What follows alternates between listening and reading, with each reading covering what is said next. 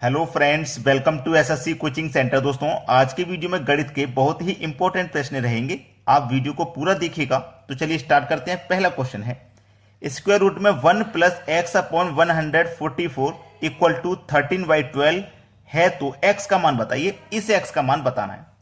तो देखिए, यहां पे सिंपल सा प्रश्न है, ज्यादा मेहनत आपको नहीं करनी, और मैं आपको ऐसा तरीका भी नहीं बताता कि आपको ज्यादा मेहनत करनी पड़े। कम समय में आंसर लेके आना है।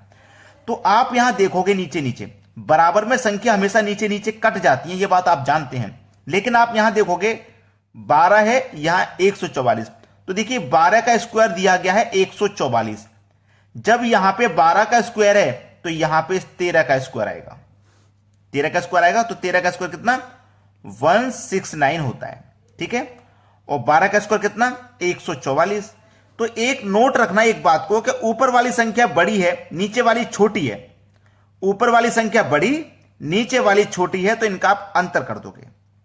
यानी कि 13 के स्क्वायर में से 12 के स्क्वायर को घटा दोगे। जैसे मान लो ऊपर हो आपका 12, ठीक है, बड़ी संख्या, नीचे हो छोटी संख्या 11 या फिर 10, तो बड़ी संख्या के स्क्वायर में से छोटी संख्या का स्क्वायर घटा देंगे। लेकिन मान लीजिए अगर ऊपर 12 हो, नीचे 13, ऊपर संख्या छोटी हो, नीचे बड़ी, तो यही आपका आंसर हो जाएगा, घटाने की जरूरत नहीं पड़ेगी। ठीक है। अगर ऊपर बड़ी संख्या होगी तभी घटाना है, अगर ऊपर छोटी होगी तब नहीं। तो चलिए इसमें से इसको घटा दीजिए, कितना बचेगा? 25 बच जाएगा। ये आपका आंसर हो जाएगा, पहला ऑप्शन। क्लियर हो गया ना सभी को? चलिए अब देखते हैं अगला सवाल। अगला प्रश्न है, 6 अंकों की सबसे बड़ी और सबसे छोटी संख्या का योग कितना है? 6 अंक की सबसे बड़ी। देखिए, अगर आपसे 2 अंक की सबसे बड़ी कहते तो 2 अंक की सबसे बड़ी 99। अगर मैं इसके बाद में 100 लूंगा तो ये तो 3 अंक की हो जाएगी ना। तो 2 अंक की सबसे बड़ी संख्या 99 और 2 अंक की सबसे छोटी 10। अगर इससे और छोटा लूंगा तो 9 हो जाएगा, लेकिन ये 1 अंक का हो जाएगा, लेकिन 2 अंक की पूछा है ना। चलिए, हमसे पूछा 6 अंक की सबसे बड़ी, तो 6 अंक की सबसे बड़ी ले लो। सबसे बड़ी लेंगे तो 6 9 आ जाएंगे, 4 5 6। और 6 अंक की सबसे छोटी लेनी है, तो सबसे छोटी में क्या हो जाएगा? केवल 1 लेना है। 1 2 3 4 5 0, यानी कि 1 2 3 4 5 6 संख्या होगी। याद रखना, 2 अंक की हो चाहे 3 अंक की चाहे 4 अंक की, छोटी संख्या पूछना तो 1 के बाद केवल 0 लगाने, वो सबसे छोटी संख्या होती है। और बड़ी पूछे तो 9 लेने आपको, जितनी संख्या का पूछा उतने 9। अब इनका क्या पूछा? योग, तो योग कर दीजिए भाई। तो 9 और 0 9 ही रहेगा, ये भी 9 रहेगा, ये भी 9 रहेगा, ये भी 9 रहेगा, ये भी 9 रहेगा, और 9 और 1 ये 10 हो जाएगा। तो ये हो जाएगा इस प्रश्न का बिल्कुल सही जवाब। सभी को समझ में आ गया होगा। अब देखते हैं अगला प्रश्न। अगला प्रश्न है, 0359 इन अंकों से बनी 4 अंकों की सबसे छोटी संख्या क्या है? सबसे छोटी संख्या। अब देखिए, सबसे छोटी संख्या बनाने के लिए बहुत से बच्चे क्या गलती करते हैं, सबसे पहले 0 को लेंगे, फिर 3 को लेंगे, फिर 5 को लेंगे, फिर 9 को। ये सबसे छोटी संख्या बना दी और इसको आंसर आप कर दोगे।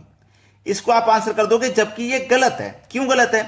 कि किसी भी संख्या से पहले अगर 0 है तो उसका कोई मान नहीं होता। 0359 को मैं 359 लिख दूंगा तो भी वही मान है, लेकिन यह संख्या 3 अंक की बन गई। बन गई कि नहीं?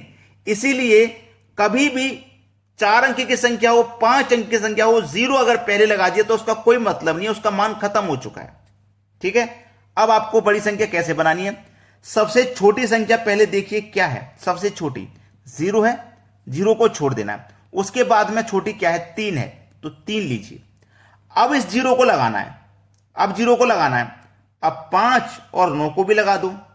ये आपके प्रश्न का बिल्कुल सही आंसर है। इस तरीके से बनाते हैं सबसे छोटी संख्या, अगर आपको 0 दिया गया है तो। अगर 0 नहीं है तो आसान है बनाना, 0 दिया गया तो इस तरीके से बनाना है। अब देखते हैं अगला सवाल। अगला प्रश्न है, 1 से 10 तक के घनों का योग क्या होगा? 1 से 10 तक के घन मतलब 1 का घन प्लस 2 का घन प्लस 3 का घन प्लस 4 का घन। ऐसे हमें कहां तक जाना है? 10 तक के घन तक का हमें योग करना है। अब 1 का घन निकालो, 2 का निकालो, 3 का निकालो, फिर सबको ऐड करोगे तो उसमें तो बहुत टाइम लग जाएगा। तो इसके लिए हमें कोई फॉर्मूला वगैरह पता होगा तो आसानी से निकाल लेंगे। तो 1 2 3 4 ये लगातार संख्या ही तो है, प्राकृतिक संख्या कहते हैं लगातार संख्या को। तो प्राकृतिक संख्या के घनों का योग घनों का योग बराबर n into n plus 1 divided by 2 और पूरे का होल स्क्वायर। ठीक है, डिवाइड बाई 2 और पूरे का होल स्क्वायर। इस फॉर्मूले को अगर आप याद रखते हैं तो सवाल हो गया, कोई दिक्कत नहीं है, फिर सवाल समझिए हो गया। चलिए क्या दिया गया है, n का मान 10, अंत की संख्या n का मान 10। ठीक है, 10 हो गया। n प्लस 1, n मान 10 है, 10 में जोड़ेंगे 11, ये आपका 10 है, 10 में जोड़ोगे 11 डिवाइडेड बाई 2 है, पूरे का होल स्क्वायर है। चलिए 2 से कटा दूंगा 10 को 5 बार में, 11 पंजे 55, 11 का 55 से करूंगा, 11 का 5 से करूंगा 55 हो जाएगा।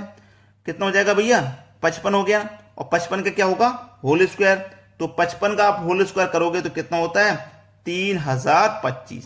ये आपके सवाल का बिल्कुल सही जवाब है। अब देखेंगे अगला सवाल। अगला प्रश्न है एक्स वाई बराबर x plus y plus root x y है, तो 6 गुने 24 बराबर क्या होगा। 6 गुने 24 बराबर क्या होगा, देखिएगा आपको 6 गुने 24 का मतलब क्या है, 6x का मान दिया गया है, 24 y का मान दिया गया है। ठीक है, 6x का मान 24 y का मान।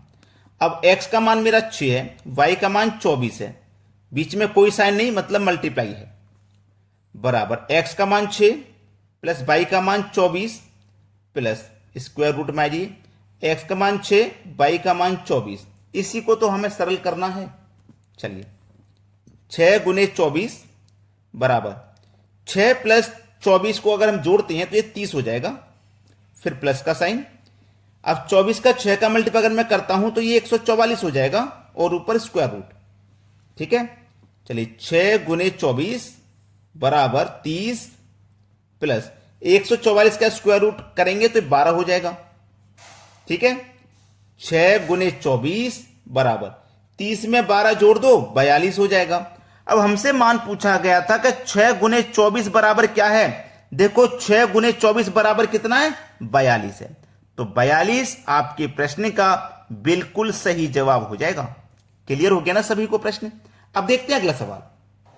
अगला सवाल है दो संख्याओं का योग 20 है और उनका गुणनफल 96 है, तो संख्याओं के बीच का अंतर क्या है। देखिएगा दो संख्याओं का योग 20 है, पहली संख्या दूसरी संख्या दोनों का योग 20 है, यही तो कहा गया, और उनका गुणनफल 96 है, यानी कि इन्हीं दोनों संख्याओं का गुणनफल 96 है।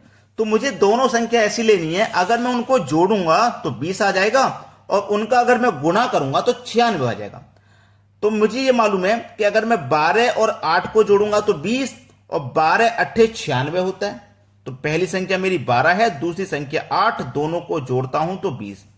पहली संख्या 12, दूसरी संख्या 8, दोनों का मल्टीप्लाई करता हूं तो 12 अट्ठे 96 होता है। क्लियर, कंडीशन सेटिस्फाई हो गई। उनके बीच का अंतर पूछ रहा, आसानी से बता दो। पहली संख्या 12 है, दूसरी संख्या 8 है, दोनों का अंतर पूछ रहा, अंतर कर दो, 12 में से 8 जाएगा 4। यह हो गया आपके प्रश्न का बिल्कुल सही जवाब, कोई डाउट नहीं होना चाहिए। अब देखते हैं अगला प्रश्न। अगला प्रश्न है एक गांव की वृद्धि वर्तमान जनसंख्या 84,000 इकाई दहाई सैकड़ा हजार 10 या लाख 8,47,000 है। प्रति वर्ष यदि 20% की वृद्धि हो तो 2 वर्ष बाद जनसंख्या क्या होगी। भाई एक गांव की वर्तमान जनसंख्या इतनी है और उसमें 20% की वृद्धि हो रही है, तो 2 वर्ष बाद वो कितनी हो जाएगी। संख्या कितनी है, इतनी है 8,47,000। ठीक है, वृद्धि कितनी की हो रही है, 20% की। जब 20% की वृद्धि हो रही है, ये अपने आप में 100% का मान है, इसमें 20 की वृद्धि हो जाएगी तो 120% का मतलब बटे में 100। अब 2 साल के बाद की पूछा ना, तो इसी का मल्टीप्लाई 2 बार करना है। 3 साल के बाद की पूछता तो इसी का 3 बार कर देते, 4 वर्ष बाद की पूछता तो इसी का मल्टीप्लाई 4 बार कर देते। ठीक है, चलिए सीधा सीधा सा सवाल है। यहां पे मैं क्या करता हूं, कटा लेता हूं। 20 से 6 बार में कटेगा, 20 से 5 बार में, ये 20 से 6 बार में, ये 20 से 5 बार में।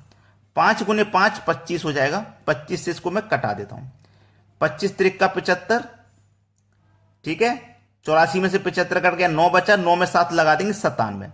25 त्रिक का 75, 97 में से 75 कट गया, 22 बचा, 22 में 0 लगा देंगे 220।